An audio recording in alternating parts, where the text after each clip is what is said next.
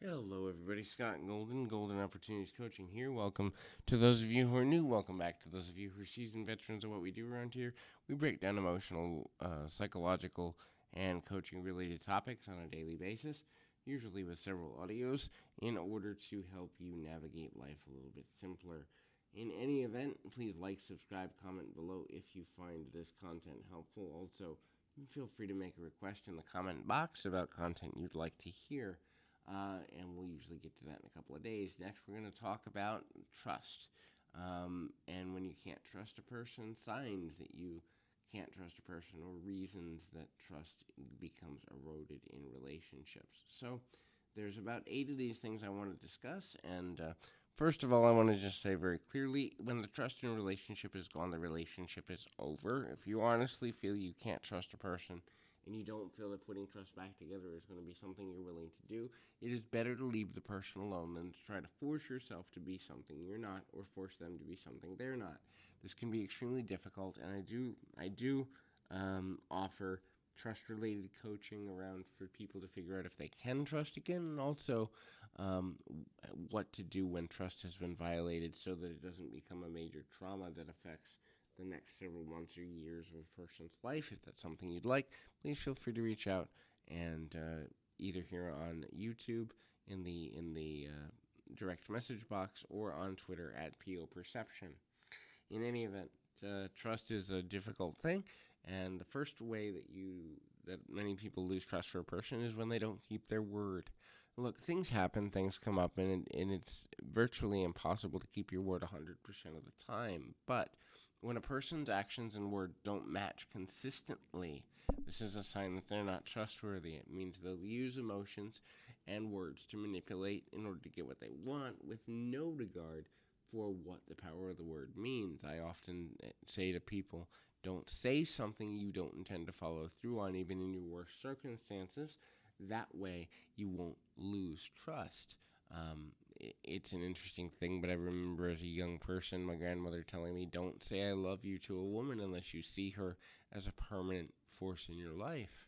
And that's why I've only said this less than 5 times, because the people I said it to, I really did see as a permanent force in my life. And it's an interesting thing, because a lot of people don't see or use the power of words in the way they're intended. Your word is your bond, your word is your integrity in spoken form. And when you don't keep it, it does oftentimes irreparable damage. The next thing is hiding parts of themselves. So, a person of honor and integrity and trust is a person who can be honest even when things are difficult, or there's potential for ridicule, judgment, or negative consequence. If a person has to hide parts of themselves, it's because they care more about their image and how they're seen than building a real, honest, forthright relationship with you or with others. And so, when you find a person who's being dishonest or hides parts of themselves and wears a mask, you're really finding a person that's not very trustworthy. Now, this can't be applied to people you first meet, but if you've known someone for several months or even several years, and all of a sudden you get snuck with things about them that are large things, not that they like lemon meringue pie, but things about their relationship history, things about their family history, or things that you've asked about before and they've always avoided. When you get stuck with those type of things, it means that they ultimately aren't trustworthy, because if they would hide this thing, what else might they hide? The next thing is they're not self-aware of how being distrusty and shifty and emotionally manipulative comes across to others. They do not understand actions and consequences in the same way you and I would. Their main focus in communication at all is control, and trying to find a way to not lose. So they are self-protection motivated. They're not necessarily honesty and integrity motivated. And so if they're not aware of how things come across to others, they may make social blunders on a consistent basis and then wonder why people leave them alone, which also leads them very often to a victim mentality, which isn't good at all, because sooner or later someone has to break down that wall, and they will have to deal with themselves to become more trustworthy, and many people don't want to do that emotional work.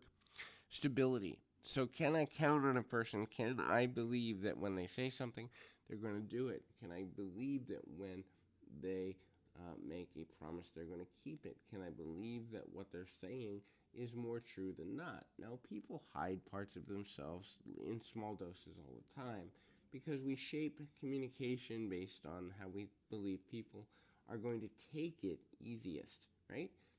So we're not going to say something that's self-deprecating if we want to impress a person. We're also not going to tell the entire life story of a situation or an incident if we have 30 seconds to present our best case. That being said, though, you have to be able to trust that what a person says is in line with the personality and the presentation we've seen of them for an extended period of several weeks, months, or years. And so, if a person isn't stable in how they present themselves, generally they're not trustworthy because if you don't know what's coming, if you can't trust what they're going to do or say, then really trusting them in a whole becomes extremely difficult. People that aren't trustworthy have a negative mindset. They can't see the positive or neutral in virtually anything. This is because they're looking for people to question them. They're looking for people to doubt them. They're looking for people to think that they're ineffective or unintelligent or have a negative opinion of them. And the cynical and somewhat naturally darker worldview, while it's okay to have when you've had a bad day, if you have it every day, all day, then trusting that person is extremely difficult because when they suddenly have a positive worldview, what are they going to get from you thinking they've turned a corner? What are they going to get from them thinking you're positive now? Obviously, there's a manipulation tactic when a person changes from negative to positive all of a sudden out of nowhere, and that ultimately is not something you should trust. Negative or untrustworthy people are commonly jealous. They don't have the capacity to understand that social interaction is not mutually exclusive, meaning you need multiple input sources for attention, for focus, for learning, for growth, for personal fulfillment. Instead, they want to isolate you and want you to be indoctrinated in their way of thinking, believing, and being on a consistent basis. The closer a non trustworthy person gets to you, the more they're going to learn your triggers and try to manipulate you into um, into almost a carbon copy or clone of themselves. If they think like me, they won't challenge me as much. If they think like me, then they won't punch holes in my illogical beliefs or anything like that. The second to last thing is they will make you carry their own guilt or negative beliefs. They will turn things around in conversations on you. So this looks like, well, if you didn't do this, then I wouldn't have done that. The blame game, the gaslighting, and the manipulation that comes with taking no personal responsibility for their shortcomings or negative behaviors.